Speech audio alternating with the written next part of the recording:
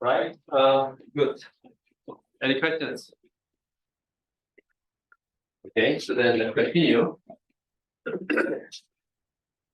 Right. So last time we talked about the weak expansion and weak diagrams, and then we went through some combinatorics issue that we have to overcome.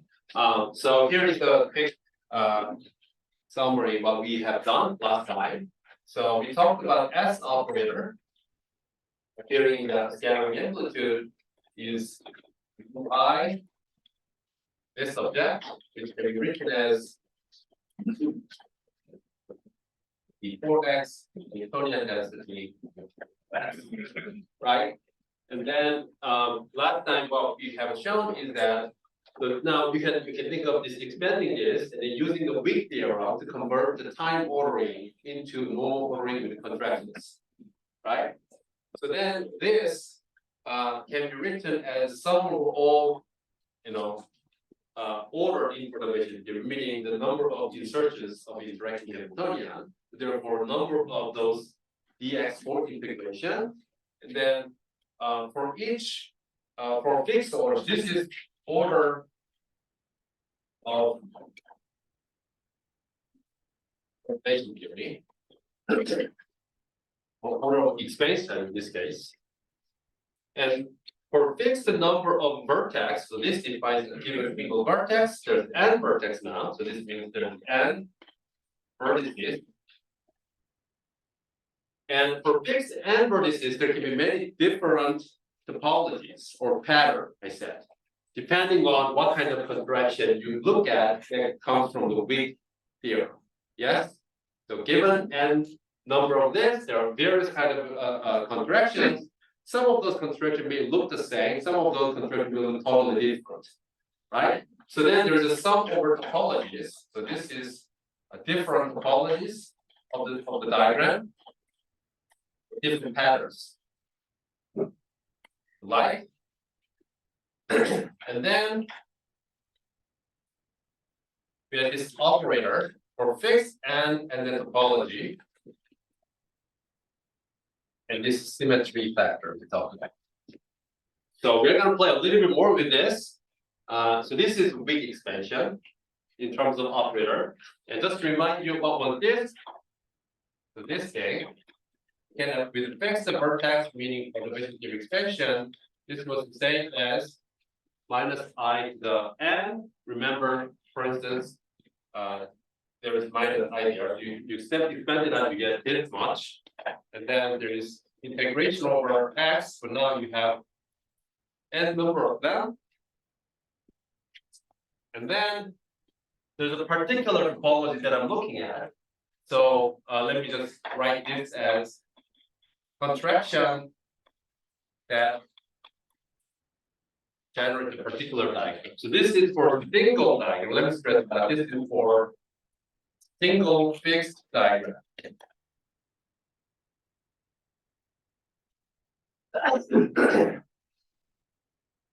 Okay, so for instance, we look at the case where interacting Hamiltonian look like a G by psi diagram psi, and then if we look at when n is equal to 2,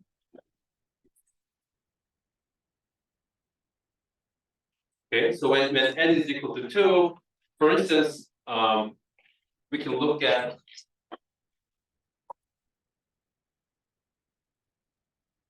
the diagram with the vertex vertex. Right?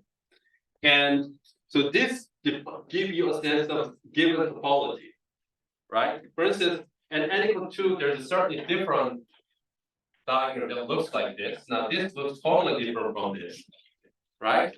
So this is all kind of topology in the sense that I'm summing. This is another topology that has to sum separately, right? So within a topology, so let me just don't worry about this. Within a topology, then there can be several diagrams. For instance, I can permute the vertex, two vertices. Oh, sorry. No. Or is it? if I permute the vertex, what do I get? Well, I get the same diagram, actually. In this case. Sorry. And no, that's right. So then you think this is equal to, if I just insist on putting one here to there, that is the same as flipping the order of the loop, right? So for instance, in n equal to this topology class, there are two, say, distinct looking diagrams. However, as we talked about, diagrams that are related by permutation of the vertices, once you sum over this whole integration, then they will give the same answer. Okay? So but then I'm saying that this operator is represented by only one of those diagrams in that topology class. So then Week's expansion tells you that if you want to get the S operator at fixed order propagation theory and a given process, meaning topology, then you just need to compute a single diagram in this case, right? And this will give you a particular operator. So that was the content we talked about last time. Okay, good. So then I think I said that we can simplify this even more by saying that the same S now can be written as, which is the first thing I want to discuss, sum over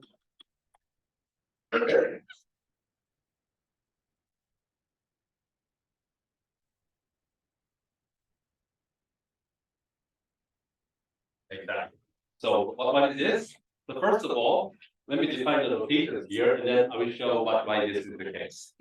Okay, so let me define a set which is labeled by basically some R, where R is a discrete number that runs from the 1 to infinity.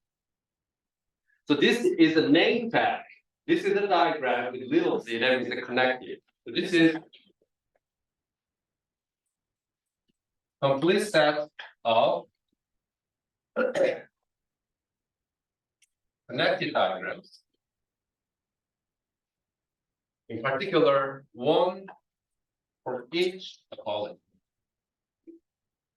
Okay. So if going back this example, then I'm saying there are these two, but I'm just treating this or that the same thing. Okay. So basically, here I include only one of such. I don't include this two separately as the basis of the diagrams. Okay. And you understand why? Because once you integrate over vertex 1 and 2, anyway, this will give the same answer as that. So at the end of the day, I'm just computing things with space integrations. So I'm interested in a set of complete bases where one basis gives rise to a different answer than the other. So if I include these two simultaneously, then there's a redundancy in the game, right? Because I will get the same answer. There's no point. So this is the name or definition of a symbol. That again, there can be infinite number of different classes of connected diagrams. Well, first let me define connected diagrams. For instance, let's look at this. Again, I'm looking at the same looking thing. So for instance, well, I can technically the same example as the Coleman, but for now, let's consider this. This is certainly. This is connected diagram because everything is connected. This is disconnected diagram, right? And again, this is the definition. So there can be infinite number of different, topologically different connected diagrams. So I'm defining that as my basis of diagrams. And the statement that is made here, which I will show why, is that we don't have to look at the entire diagram as this way, because this still contains a lot of redundancy. Okay, there is a way to shrink the set of diagrams we need to look at, which are the set of those connected diagrams. So let's first motivate quickly why this may have a chance to be correct. Then let's prove this formula. Okay, good. So for instance, let's first look at, suppose somebody handed me this as my diagram. Okay, certainly if I expand this S matrix or S operator, this at some point will contain this as a single weak diagram. So what is the order? 1, 2, 3, 4, another 4. This is n equal 4. Wait, what did I say? 4? No, 8. Right? This is in 8th order incorporated theory with a particular topology. Okay? So then finally, you see this diagrammatically, that is this diagram times that diagram times that diagram. What do I mean by that? Remember, whenever I say diagram, I mean this sense. So whenever I see a single diagram, I already immediately have an operator that is associated to that. Right? So if I try to compute this thing, obviously, in a loose sense, the total answer is going to be whatever the operator that coming from that diagram, then that diagram, and that diagram separately is product of these two vectors. So therefore, we can prove that. Therefore, first of all, what I wanted to say therefore is that certainly, this connected diagram looks like can be obtained or generated once I understood how to put these two separately, right? As a product or expansion tool. Let's actually prove this. So in order to show that, let's go to the 3 steps. Step number 1. Let's first look at a concrete single operator, single diagram object. Like, let's look at for a fixed and a fixed topology, like something like that. Okay. So here, therefore, here, claim is that first of all, this is the same as, so R here, remember, denotes the set of distinct, topologically distinct connected diagrams. The first same word is this.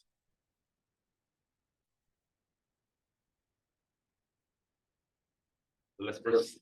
So this is easy to go. Let's be clearer than that. So for this example, I want to consider the following. Let me draw it.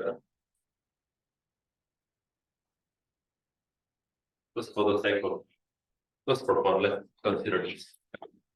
So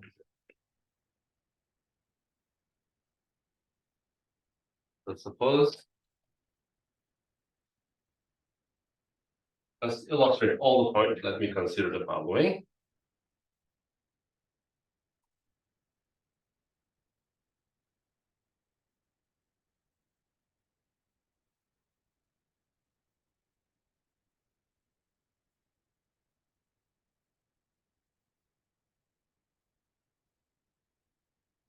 Okay.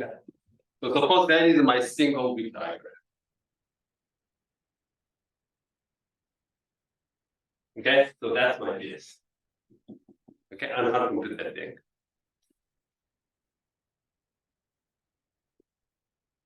So that can be written, so that is that thing. So that can be written as, first of all, O of arrow going that way, guy, and then I have 2 of them. Oh, I forgot one in time. Sorry about that. I'll explain what it is. Let's first work that out. And then nicely you see there is another one. Arrow flipped. And then I have O of. Oh, doesn't matter. Okay. And then I have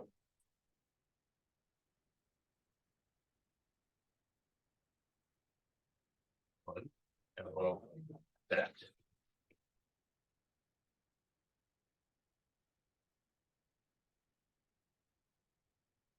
Okay, does this make sense? What I'm doing so far? Okay. Oh, I forgot to right here. Okay. Okay. So first of all, you should be fine by seeing that, oh well, here this thing has a flipped arrows here, right? So here I draw things that this arrow goes that way upward and then right to the left and then downward, right outside. What I did here is the other way around, and that's fine because remember, weak diagrams are defined up to topologies. So what do I mean by that? Well, this should be the same topologically. Like if I draw, okay, like that, or whatever, right?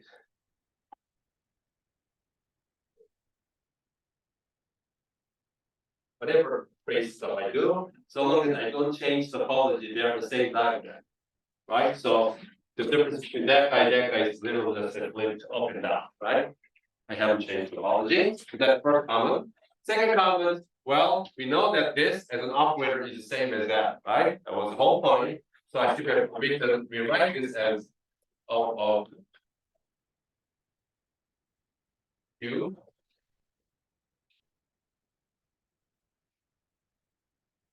Error.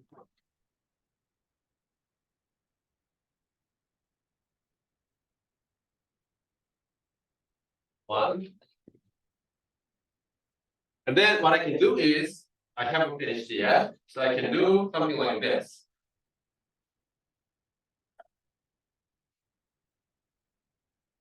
Zero, because that thing doesn't have any subpiece, right? And for that matter, I can keep going. Like, I don't know. Zero, and everything is something zero. Right? We can keep going. So therefore, overall, you see that, so let me finish up with a little ordering. You see that this thing can be certainly represented like that, meaning it's a product of a given connected diagram with O raised to number of those sub-diagrams appearing in the diagram, and then you just product an entire set of connected diagrams. And some of this NR will just zero because they never appear in a particular diagram. But nevertheless, formally, this expression is true. Okay, so a given diagram is always the product of sub-diagrams, sub-connected diagrams. Right, so that's step number one.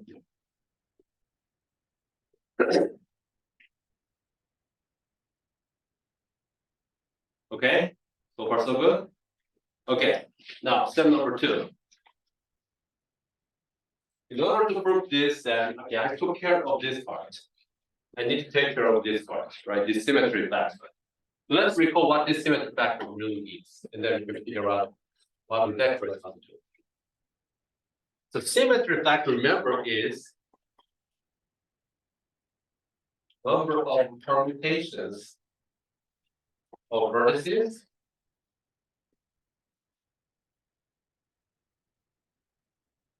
that lives the diagram invariant. That was the definition of a symmetry factor. S for that diagram. So for instance, we talked about, so that one has a symmetry factor of 2. So let me write here. That one has a symmetry factor of 2. Right? Good. But that one has symmetry factor 1. If you flip 1 or 2, does that look the same? Remember, there are two concepts. Symmetry factor at the level of integrand before you do the act integrations. And then we ask, naively, you can have n factorial number of permutations of vertices. But we say those n factorial will not give rise, you will not get usually n factorial different number of actual integrand diagrams. Sometimes you just get the diagram that literally look the exact same even before you do the act integrations. That was a symmetry factor. So here, you see, even if you do this literally the same looking one, even before you do the integration over the axis. Here, actually no, right? Because when you get the same answer, if you do the dx integrations, but not as an integrand diagram. Okay, what about this one? We talked about this last time. What about this one? This one has symmetry factor of what? Well, 1, 2, 3, 4. I can just rotate 4 times. Nothing changes. Right? So there's even permutation which is 4. In this case, rotation if you like. There are symmetry factors. So, in order to answer this question, in terms of connected diagram language, what will be the symmetry factor? We can answer that question because we can just stare at the diagram. Well, I erased it nicely. Well, can I just diagram 1, 2 without even drawing? 4, 5, 6. Do you know what I mean? B1, 2, 3, I had this there, right? And B5, 4, 5, I had this go this. This 6, I had this. So now we just look at this and ask, oh, what are the possible permutations that does not change any of this at all? Right? That's the question, right? This entire symmetry factor. Well, I can have S of D1 times S of D2 times S of D3 times S of D4. Well, that's good. Certainly I could very good that. Right? I have this much of permutation that doesn't change anything, right? Because I literally changed something there, but that doesn't change at all. Right? I just changed something here. Well, that leaves D4 completely invariant. So each of these symmetry factors, the sub-diagram, right, will not modify any of this diagram. Also, the way I organize this form is because these are identical diagrams in the same topology, in a sense. These are also in the same topology class. So let me say that again. Symmetry factor at the level of integral. Let's keep that in mind. Okay, before we think about the integration over dx. So in that sense, I have to be a little careful. So there are two literally identical diagrams. There's another two literally identical diagrams, for instance. Right? In this case, D1, D2 were exactly these two. And then D3 were this, which as an integral diagram is not same as this, for instance. Although they give us the same answer. So then another possible permutation that doesn't change the entire diagram is I can literally permute this as two diagrams, right? Then nothing will change. Here too, if I just solve this two, nothing will change. Okay? So overall, therefore, the total suppose there are n1 number of same diagram and 4 number of same diagram and so on and so forth. So if I just permute n1 number of them, nothing changes because it's literally shuffling around the diagram level, that will be exact same and so on and so forth. So time therefore there will be like n1 factorial and 2 factorial and 4 in this example and 4 factorial, right? This much permutation will not change total diagram as integrand.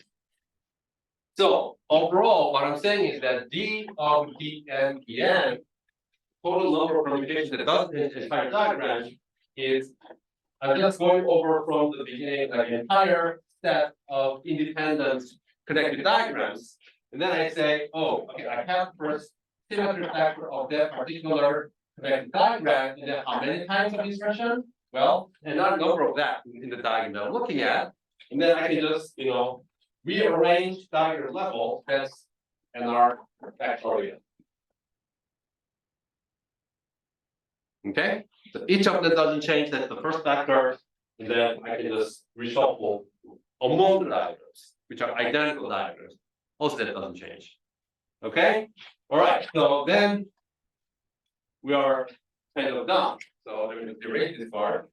Oh, Control D. Okay, I'm going to make you right after. Okay, so I bet in 10 years, even 5 years, probably we have that function, right? Like Control D. Anyway, so therefore this part now I can write as follows: normal ordering of product of over entire complete set of connected diagram. Factorial of the RC as the R.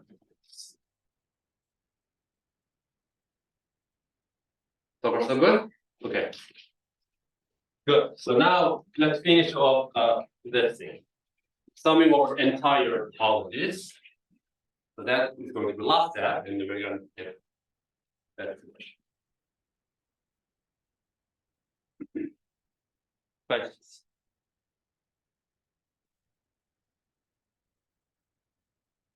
Okay, so now we have to take care of the sum. Well, we need to understand the meaning of this thing. So this is basically saying that I'm going to sum over all possible topologies, including all possible number of vertices. Right? Oh, obviously, if I change the number of vertices, they will also change the number of the topology too in general. Not in general, always, right? So this is basically saying that I have to sum all possible topologically distinct diagrams. That's what it means. Now, if you look at this formula, so this thing has the two possible sum one can think about. One is the sum of all possible connected diagrams, which is already sort of done. Because I have written at this level already by including the product from 1 to infinity, right? Because I'm saying this, if you have a fixed n, and then if you have a fixed topology, you can certainly figure out, you don't have to sum over entire spaces. You know a subset that only contributes to this formula, right? As we all, well, as I just beautifully erased, right? But that it doesn't need everything. But probably we could always write, nobody complain, surprisingly, okay? So by writing this way,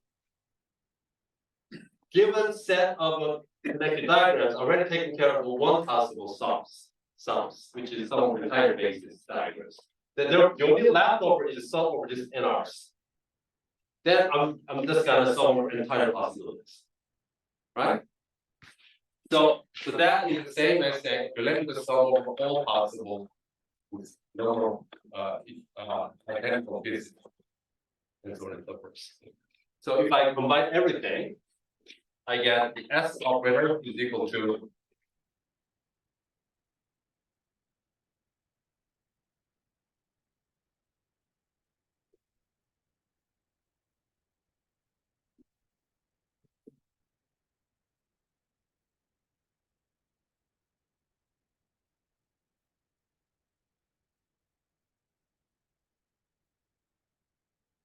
okay. First I get to be clear. Okay. So now let's use the following simple trivial fact. So if you have a sum of n1, n2, and then you have a product of those R, infinity, and then you have a product of the function, which is a function of nr. So that thing has this structure, right? Product of some function, which is a function of nr.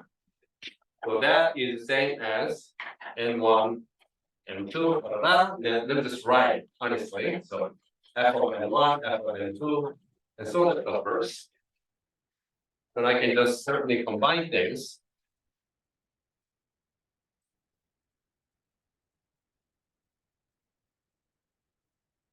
And so on and so forth. So this should be the same as product of nr of f of nr, right? Good. So therefore,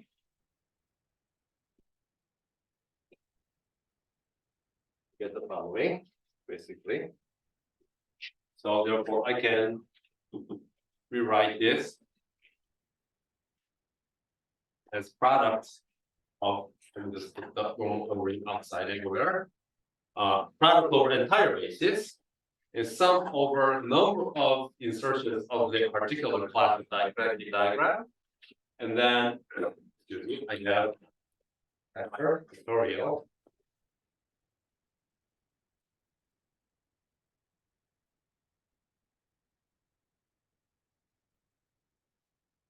That's normal.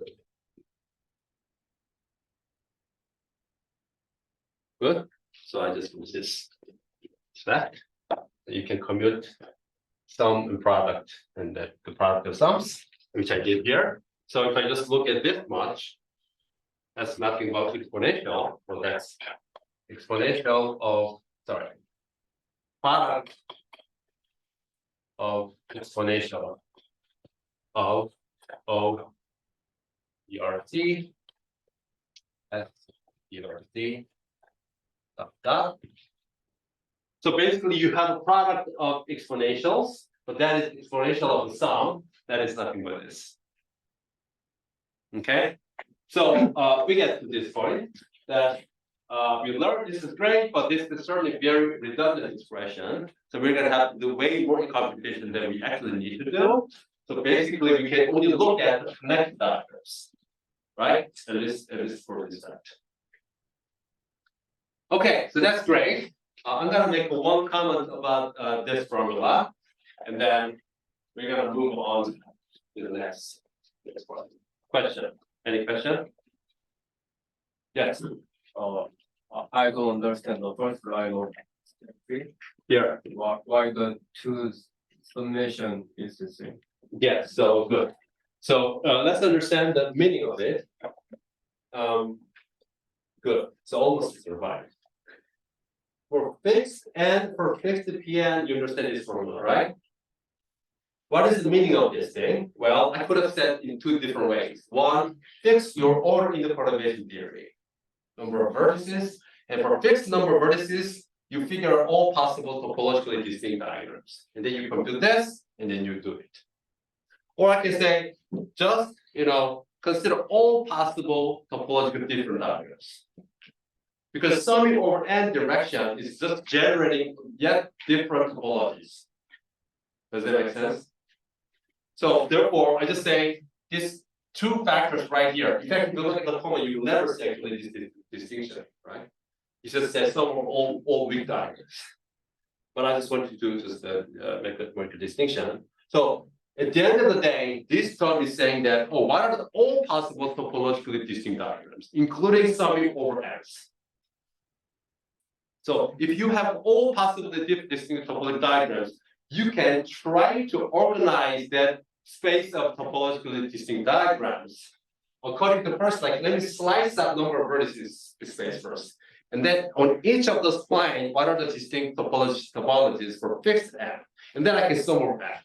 Or I can say, let me just sum over all possible topologically distinct diagrams. So then, if that makes sense to you, then this equality suggests the following. Okay, if I then look at this formula, this is true for any fixed diagram, right? Then I say, how can I generate non-topologies? What does it mean to sum all possible topologies? That includes two things, because A, you have to take into account all possible basis diagrams. That is already taken care of here. That's why we wrote this way instead of saying for fixed and there is a finite product. We just include that because I can freedom to choose 0 here. Then the second option, the only leftover option is the summing over NRs.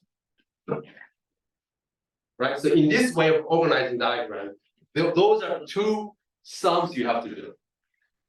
So that's the sense I said. Summing of all rest of the topology is the same as summing of all possible NRs. Yes. So in the summation expression, Yeah. so we can single out the term which corresponds to the nth perturbation term in the series, but can we separate the orders in the product formulation? Good. So the question is, here it looks like this form of expansion is particularly nice because it has intrinsic ordering according to the order of perturbations. But if I do this way, is it manifest? That's the case.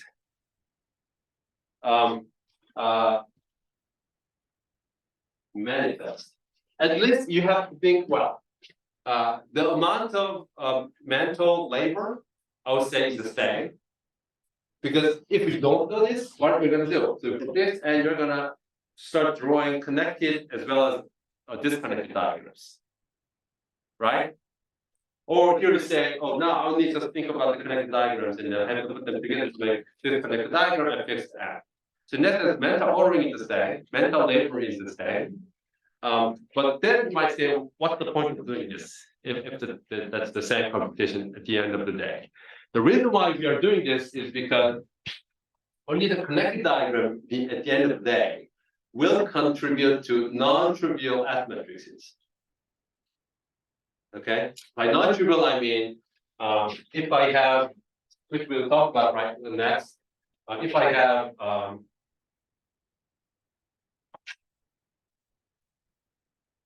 so suppose this is my diagram. Okay, suppose this is O. Suppose that's my diagram. So that corresponds to psi 2-point function that's coming from the quadratic term.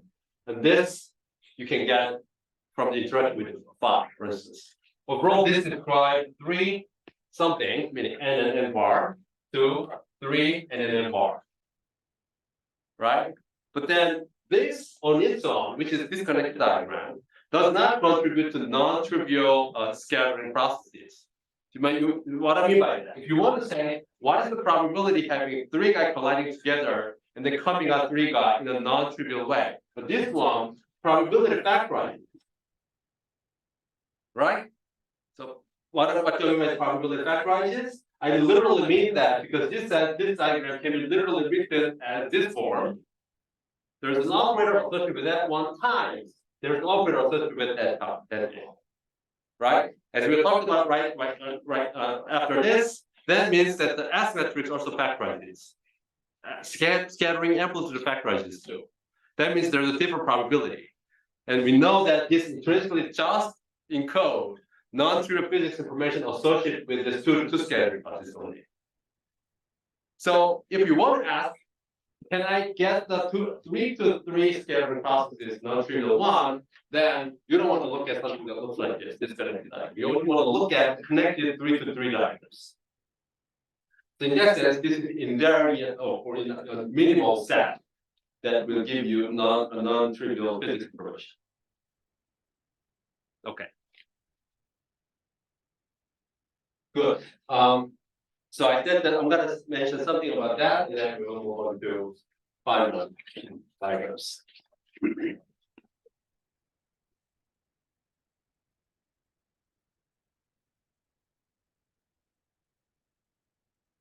Okay, so if this, so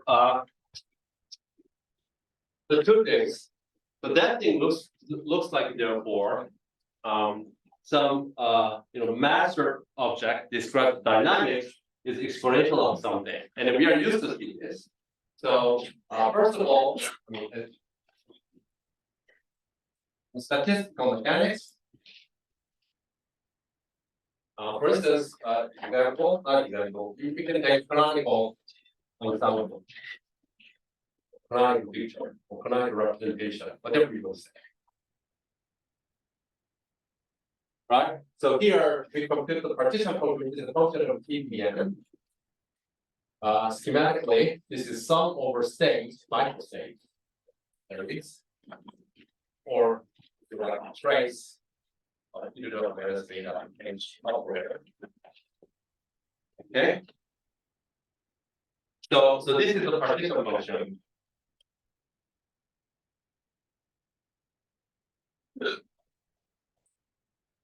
And then once you have a partition function, which you can get it once you will have understanding of a micro nature of the theory, right? Once you have understanding about actual quantum state of each quantum state of the theory, you can construct this. Then you can now compute free energy, or it's known as Helmholtz free energy.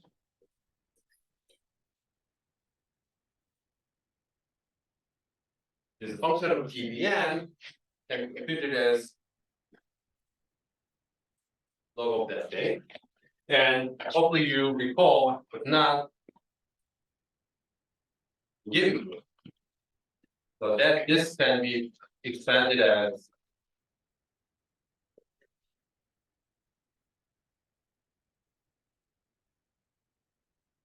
like that. So what's the point?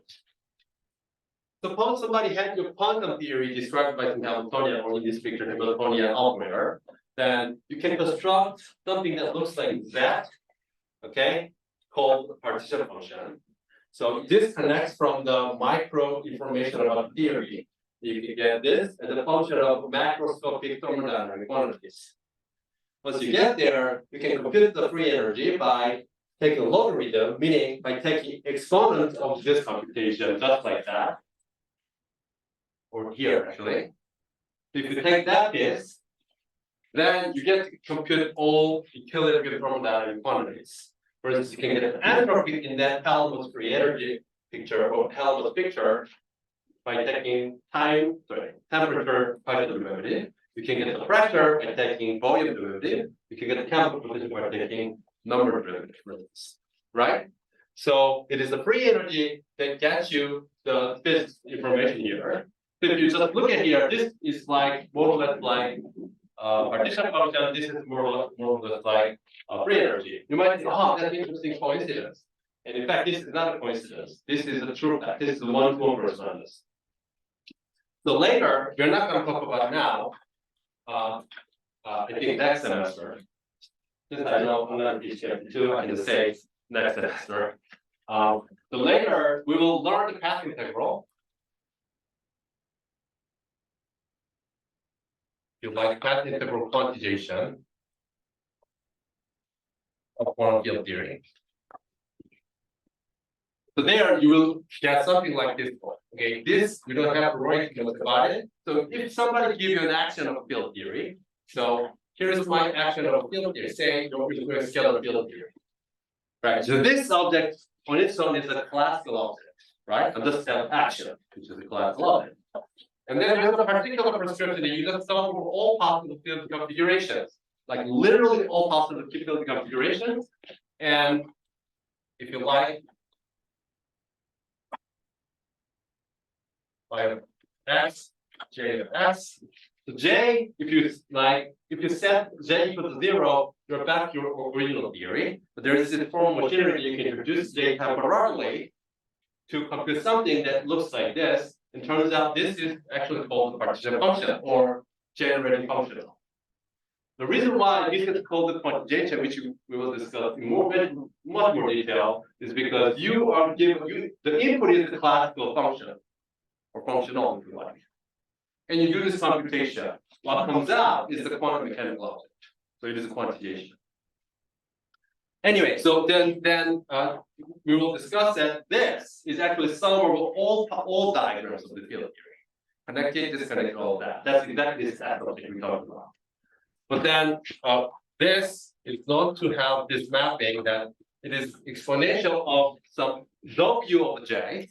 Turns out this is another generating functional that is obtained by only summing over connected diagrams.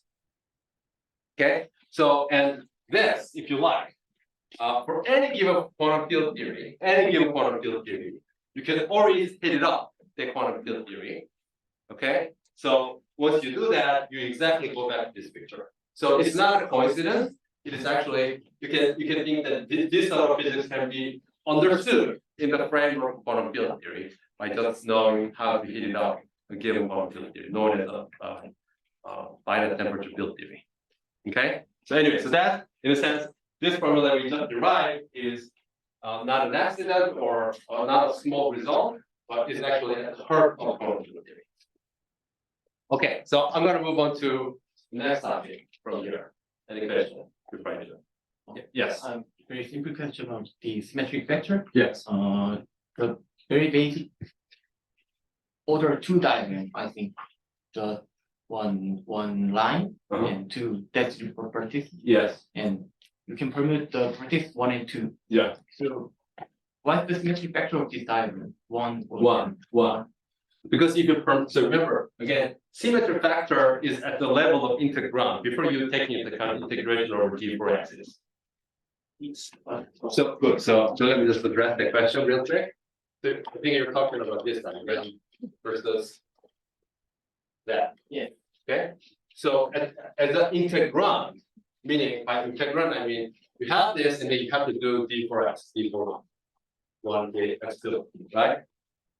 So as an integrand, they are different terms because they look different, right? So there are 2 different diagrams. But it turns out that at the level of weak expansion discussion, if you do the integration over 1, 2, 1, 2, they give rise to the same answer. So we don't have to add separately when we do weak extension. So that's why, for instance, originally S matrix or S operator had a 1 over n factorial.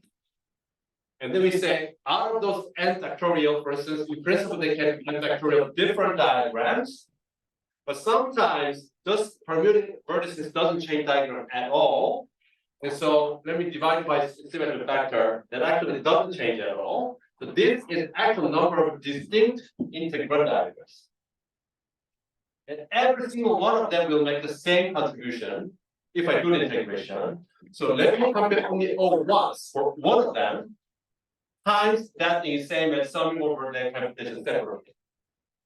So I have to compute the left one, You have to compute one of this, doesn't matter which one. and I don't need to divide by 2. Divide by 2. No, so you just compute one of this, that's this. Yeah. Either that or that, doesn't matter which one. And this factor, the combinatorics factor, takes into account all that discussion. In other words, so I could have done this like O1 times O2. Let's say I'm done. I'm not going to worry about combinatorics because I damn sure I will make a mistake. Let me not do it. Let me just compute like separate. Okay? I'm going. How many you're gonna get? You're gonna get n factorial over s, number of computations. Do it. So I just have to do this, just compute one diagram, Yeah. and I have to do not divide by 2. Yeah. Good. So this is equal to just compute any one of those because those are the same answer. And then just let me just multiply by n factorial s. Okay. So then that's exactly this math. Either just compute separately, no brainer. Or just okay, I'm thinking a little bit about combinatorics. I know every single one of them are same, but just compute only one of them representative, and then multiply by multiplicity because they give the same answer. That's why you get 1 over s in the big expression. F is go to. In this case, s is 1 because if you swap the 1 and 2, actually you get a different diagram. And equal to 2. Oh, In this case, n equal to 2, s equal to 1. Yeah. Yes. Could you be more precise with the one-to-one correspondence? So are you claiming that? Here. Yes. Okay. So yeah, I can. So when I say one-to-one correspondence, I meant it in the following sense. So okay, obviously not everything can be described as quantum field theory. Okay. Well. So okay, let's be conservative by saying that. Although, yes, let's say that.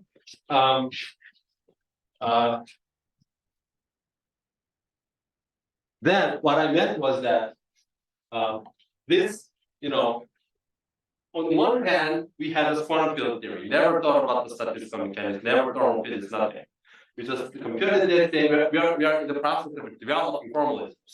And one of the formalisms we will eventually get to, which I mentioned because this really mimics that thing, or not just mimicking it, eventually it will be the thing that given quantum field theory described in action, there's all ways of quantizing that class, the theory to make quantum field theory, and known as the path integral, which we will discuss next semester. That takes this form. And then what I mentioned first of all is that one can try to take the exact same theory now. And what we are talking about now is like you are given a quantum field theory at 0 temperature. By 0 temperature, I mean I'm just gonna worry about the vacuum rather than some thermal state. There's a vacuum, I activate the field operator, create the quanta out of it. This is very cold, 0 temperature environment I'm talking about. Okay? But in principle, you can ask yourself, given this field theory, can I heat it up? Can I put this into the thermal bath? You might say, oh, what does that even mean? There's a way of thinking about it. Okay? So there is a finite temperature version of this quantum field theory. It's called either finite temperature field theory or thermal field theory or statistical field theory. One way of doing that is you go in this Minkowski space to Euclidean space only along the time direction. Okay, that's technical detail. Don't worry much about it. If you do so, it will go like some Euclidean version of some action instead of I, you get e to the minus s with the beta being 1/t. There's some way of doing it. Okay. So then this is like sum of all possible quantum fluctuations weighted by this thing. That is this thing. Okay, I'm not saying it look the same. It is this thing. Okay, so if you just do final temperature version of that thing, you will arrive exactly this formula. It's not a coincidence, it should be that way. Okay, now it's just the sum over this thing is nothing but sum of all possible quantum fluctuations, quantum field configurations, and so on and so forth. Okay, then this is like computing partition function, so therefore this is that is called a generating function in quantum field theory. But if you do it in the final temperature, then it's nothing but computing partition function. And then there's another statement about the zero temperature physics where this is exponential IW, where this contains only connected diagram. But if you again do the final temperature version of that, you will get this point where that is minus 1/t f. Okay, so it is that again you get minus somewhere, right? So now W in this case, connected diagram generated functional will be in the final temperature case just free energy modulo T. And this will be the partition function you do so. Okay, so it's not a funny looking coincidence. It is actually the same thing. That's what I'm trying to say. Okay. Good. Let's move on to the then patent paper. No patent. Fine. Okay. Cool. Any question?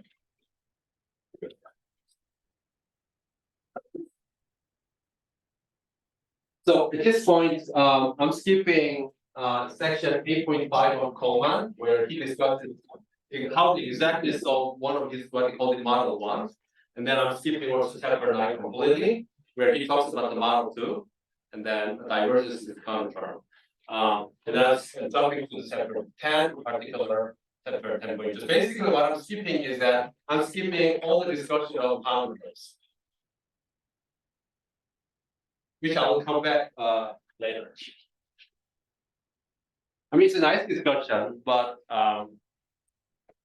it can mix up two different aspects of common terms. So I want to first talk physics without worrying about those common term effects, and then I just want to talk about renormalization systematically, including the issue of common term later. So that's why I'm skipping those parts. But please do and go read those parts, and then next more problem best you can include, you have to read those parts and do some more problems there.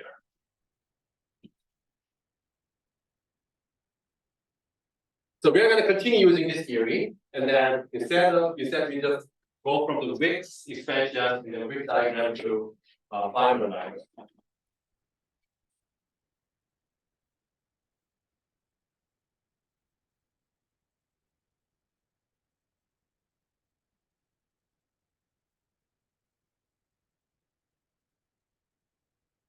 Okay, so recall we are interested in primarily what is known as the scattering amplitude.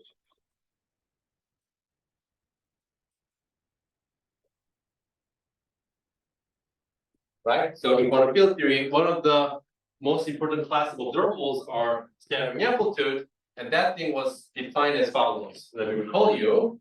So we talked about two sort of bases of Hilbert space. One is called in basis, the other is known as out basis.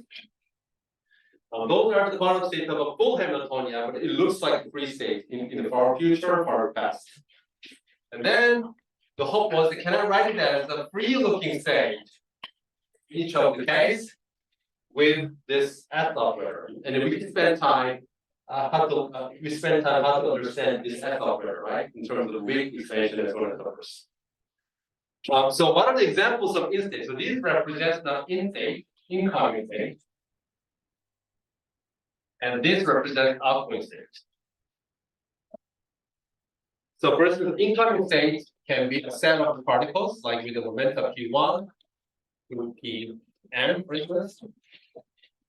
And you understand why I don't write it as with the problem, but it doesn't matter. So I'll just write it this way. The reason technically why we only need the three momenta, obviously, is because for each of the momenta, they satisfy Poisson conditions. So effectively, you only get three independent data in each input. Likewise, house state can be represented as some number of particles. The same thing. And then the question is, oh, can I compute this? So we spent a lot of time learning how to compute this thing. Now, as we talked about, in the weak expansion, this is crucial. In the weak expansion, even if you fix the n, the order of a perturbation theory, there are several different topologies, right? And different topology represents different physical processes, right?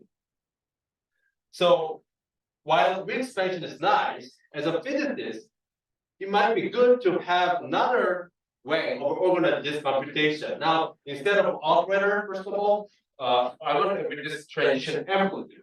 This is the physical quantity, right? This is I'm securing it, I get the probability for the thing to happen. B, I want to organize things according to a process. But the weak diagram, remember, didn't care. The weak diagram, for instance, at order G squared or n equal 2. So again, I'm using this interacting Hamiltonian, which is G by diagonal side. So everything is interacting feature operators. So at n equal 2, for instance, we had time ordering of psi 1 dagger, psi 1 by 1, psi 2 dagger, psi 2 by 2. Let's see. So if I just look at this case, for instance, that is represented as that 1, 2, I don't know, coming in, something like this, right? That was one of the weak diagrams. The weak diagram is defined up to topology, as I said, and then at this level, there is no assignment where is this P1 or that is P1, is this P1 prime, is this P2 prime? There's no assignment yet. Single weak diagram can represent multiple different processes in principle. Okay, so now therefore we want to have a diagrammatic representation that is useful in A, building up a physical picture of this process, this physical quantity. B, it can accelerate computation of this object. So that is basically what is the Feynman diagram, the Feynman rules is all about. So for that matter, let's first note number 1, the scattering amplitude. So they take a set, a list of scattering amplitude takes a set of or list of incoming momenta and set of outgoing momenta as input.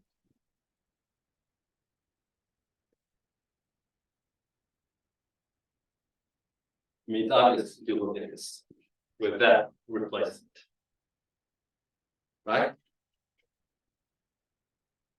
So that means that whatever that represents this diagram or this amplitude, it takes these incoming and outgoing momenta as an input, right?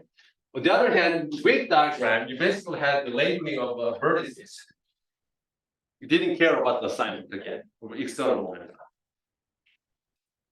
So therefore, this motivates a Feynman diagram.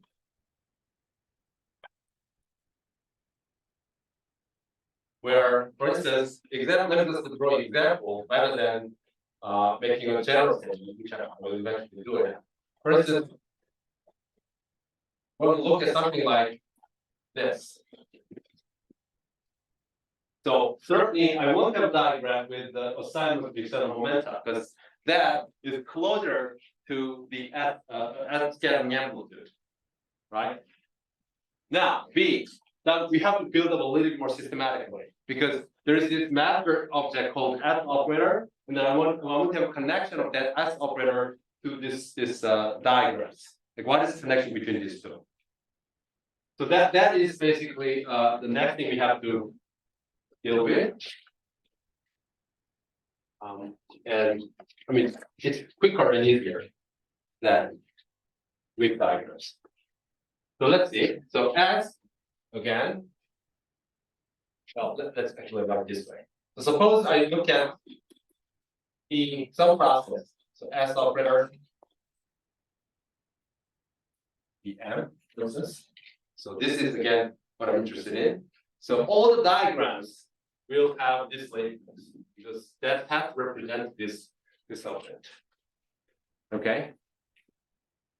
So and then this S will include, for instance, an nth order propagation theory, something like minus IN equals 1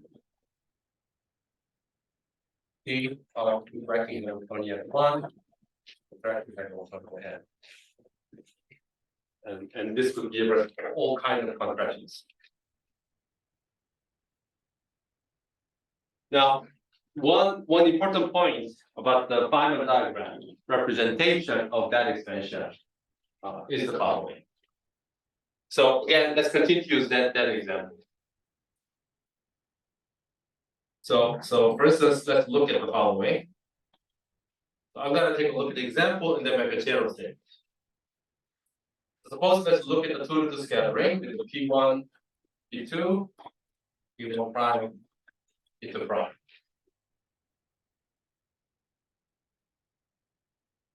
And I haven't drawn the arrow yet, and I'm about to. But in order to do that, I have to remind you that what does this field do? Okay. So recall, I wrote last time very carefully. Psi is like annihilation operator that can kill n minus into the minus yes, and the creation operator that create n bar, for instance, that I call is your plus and psi dagger will do the opposite thing. Beta will kill n bar. Alpha dagger to create n, right? Yes. Can you push push up? Okay. Good. Yes.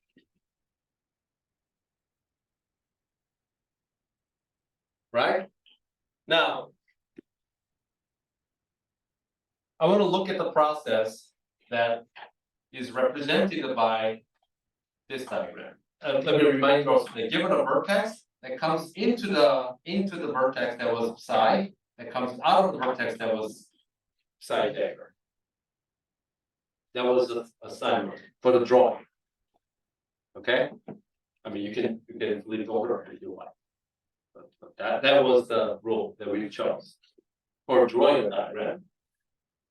Now, suppose I'm interested in a particular process where n with the momentum P1, P2 goes to another n and n with the momentum P1 prime, P2 prime. So basically here P1, P2 represents two nucleus n and n, P1, P2 prime, they're representing n and n. Okay, so that means there's an initial state P1, P2, so let's actually start. P1, P2, n and n, so again they're n and n. Right? And there are n's, they somehow disappear or at this vertex 1 and 2, meaning they synced. And then they recreated n's like that, right? That's this diagram represents. So then if you ask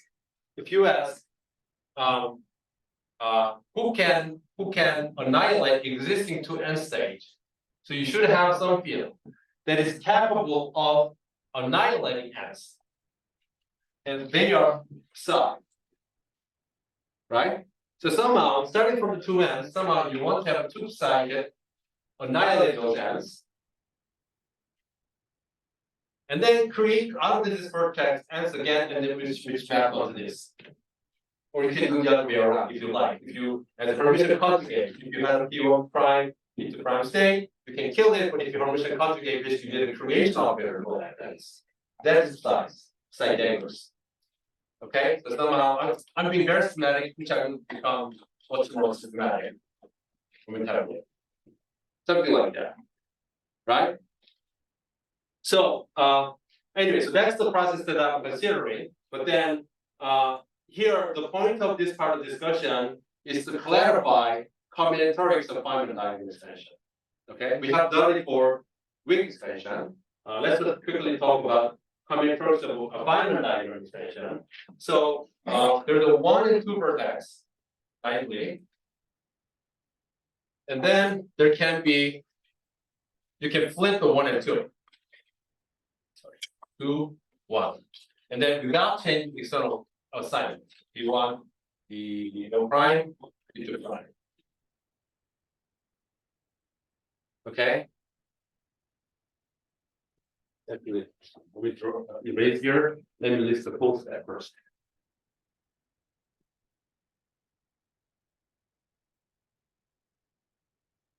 So given weak diagram wouldn't have any of the labeling, just the 1 and 2, either this or that, right?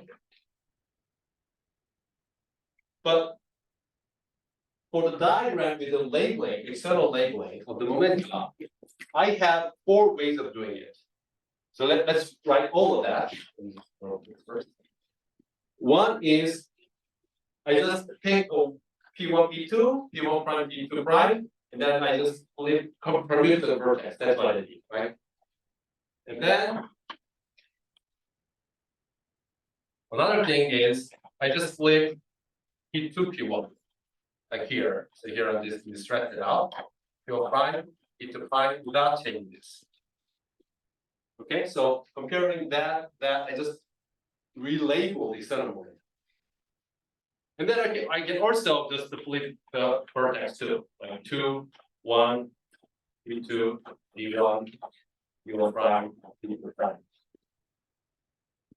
So for given this topology, I claim that this is all possible labeling or diagrams you can think of.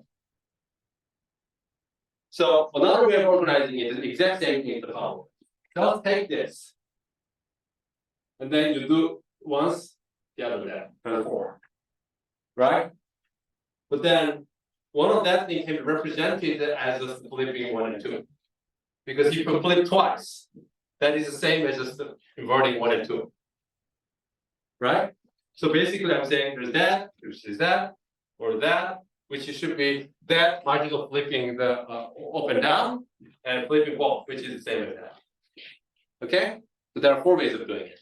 Now, the reason why I divide this diagram into this set or that set is because they will give rise to the same physics process. Meaning, sorry, they will give rise to the exact same answer. In order to see that, let's actually do the physics. Let's actually check a little more physics. There's a n that carry momentum P1 coming into this vertex. There's a phi. Suppose let me imagine there's a momentum going downward. And then there's another n coming up with a momentum P1 prime. So then by momentum conservation here, let's see, so Q, that plus that should be that. You agree? 2 outflow should be the same as 1 inflow. So that means it should be P1 minus P2, or P1 prime. Let's first check this. So again, let me imagine there's a Q coming down. So that means that plus that is the same as that. That means P2 minus P1. So that is certainly different from here. Okay. So let's check here. So again, I'm imagining Q. But since momentum assemblies are exactly the same, this thing carries the same momentum. Right? And then let's check here too. There's a Q. This will be P2. So what I'm trying to say here, there are 4 diagrams naively. I want to check which of them automatically give always the same answer. Which of those diagrams will give a possibly different answer? And you can ask, what do you mean by answer? What I mean by answer is that this thing, by answer I mean the following. So here is the radius. So that thing, if you compute it, this is a C number. In fact, this is a function, some big function of P1 to Pm, P1 prime, Pm prime. So this is a function of all external momenta. So when I say same answer, I mean it generates the same function of a momentum. Now, if you compare that and that, right? Certainly there are 4 external momenta with some internal momenta. By internal, I mean it never appears as external line, but it carries different momenta, right? And you will see, in fact, that it will generate a different function. Okay? So they will be, you will have to take into account separate carefully. But this one, if you look at it, then everything is same, momentum configuration. After all, we're talking about function of momentum. They will give us the exact same answer no matter what you do. So therefore, the answer is that a second order perturbation theory that we are talking about here, for instance, let's take NH2, which I'm drawing here. Feynman diagram always takes this form, right? There's 1 over 2 factorial because I'm talking about n equal 2. But there is always this P1, wait. Sorry, limit is like 1, 2 plus 2 with the fixed momenta. So they always give us the same answer automatically. I told you. So permutation of indices, vertices, doesn't do anything for you.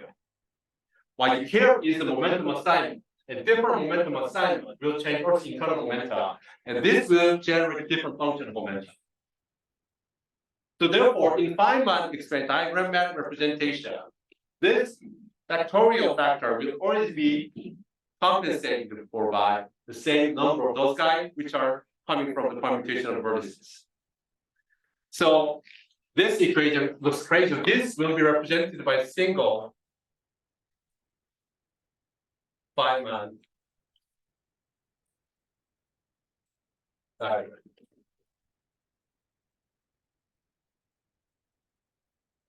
So I'll say it again, then move on and start the computation.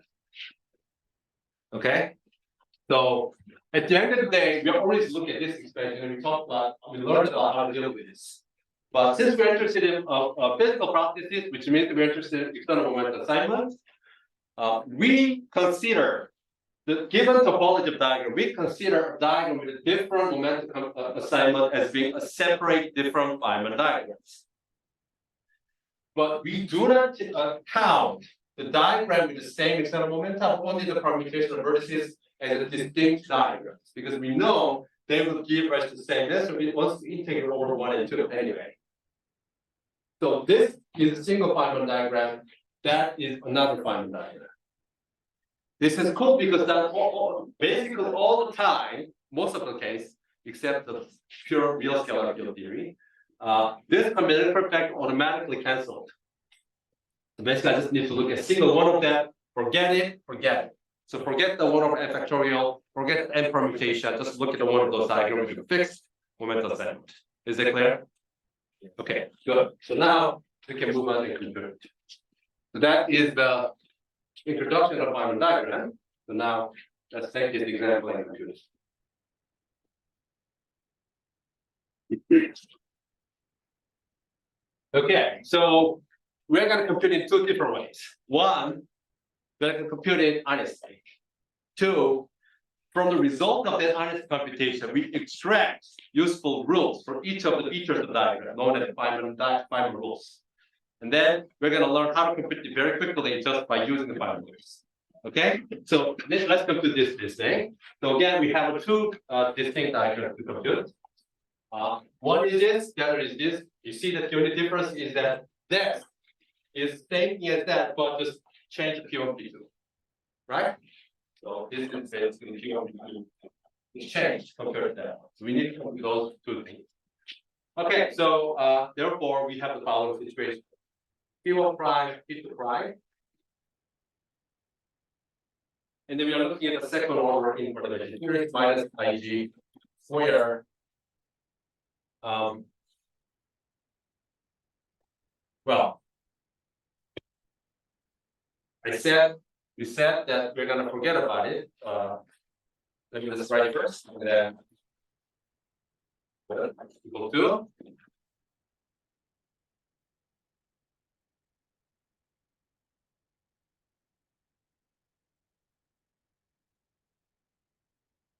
And then this thing, the construction that give rise to that one.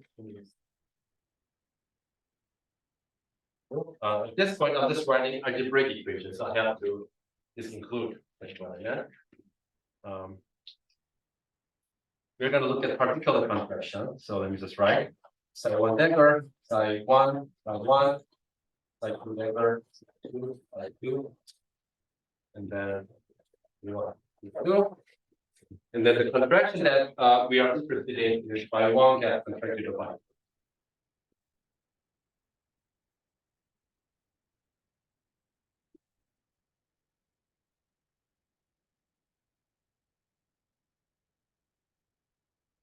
Okay, good. So then let's move on.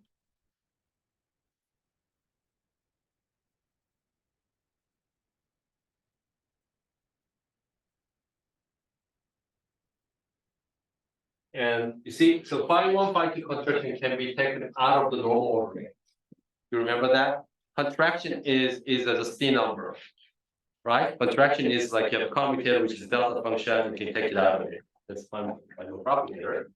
Let me take that out of it. Phi 1, phi 2 contraction, and then we will try phi normal rate psi 1 dagger psi 1.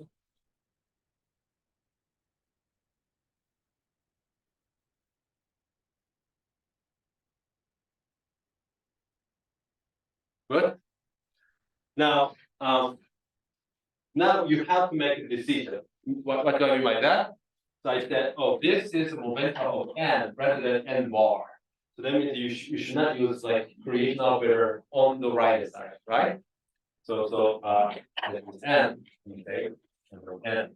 Okay, so therefore, this can be written as follows. So that vector can be written as P1 prime, P2 prime. Understanding that I'm gonna use creation operators of a phi 1 dagger, so psi 1 dagger, psi 2 dagger, I'm gonna push that to the left. Again, understanding that I'm gonna use creation operators. So psi 1 dagger, psi 2 dagger, let me just say I'm gonna use annihilation of n. And then again, understanding that I'm gonna use creation. Oh. No, I said the other way around. Sorry. Understanding that I'm gonna, so okay, let's first understand the physics. So there's the n and n with the momentum field coming in. Here. Momentum field coming in. And then I want to get rid of it here. Right? So that guy disappeared. And then I want to create that guy again and push going forward. Right? So I want to have a field operator that annihilate this guy, and I want to have another field operator creating those guys going forward. So therefore, what I should have said is the following. Understanding it, I'm going to use creation operators from these operators. I'm going to write that way. So I have to say, this is totally opposite. So let me say it again. So understanding, I'm going to use creation operators. That makes sense because this is normal orders. And then understanding that I'm going to use annihilation operators from this guy, I'm going to write this way.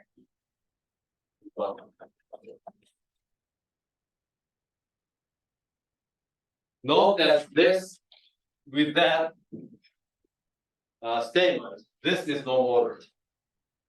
So I'm not violating, I'm actually writing the same expression, but just this way. Okay, good. Now, let's work it out this day. So for that, let's recall the following. If you have a field operator with a momentum p, this will give us to the minus ideas. So why is that? Well, we have to know these two expressions. First of all, this thing includes an annihilation part, which is D3P over 2E, and then annihilation, which is alpha P e to the minus IP dot x. So good that e to the minus IP dot x appeared. And then P, that information is the same as, first of all, creation action on it, or vacuum. However, normalization suggests that I have to put some normalization factors. But before that, let me remind you, alpha dagger satisfies this normalized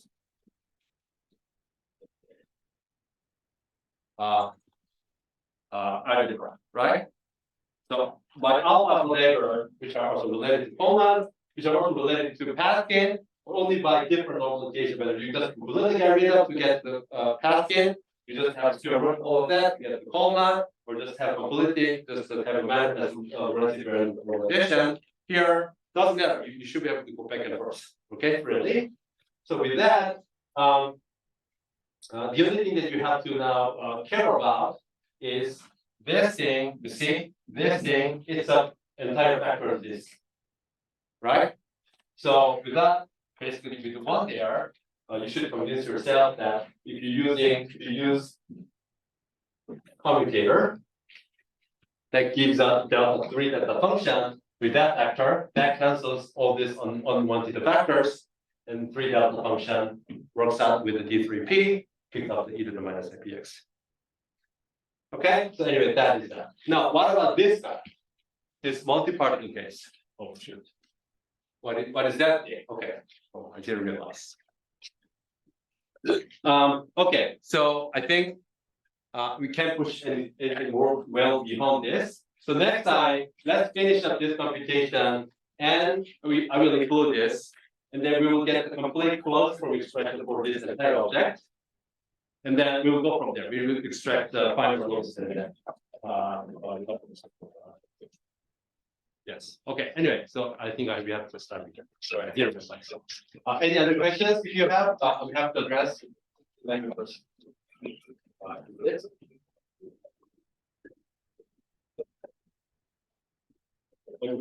Hold on. I have to click the stop and then. You think?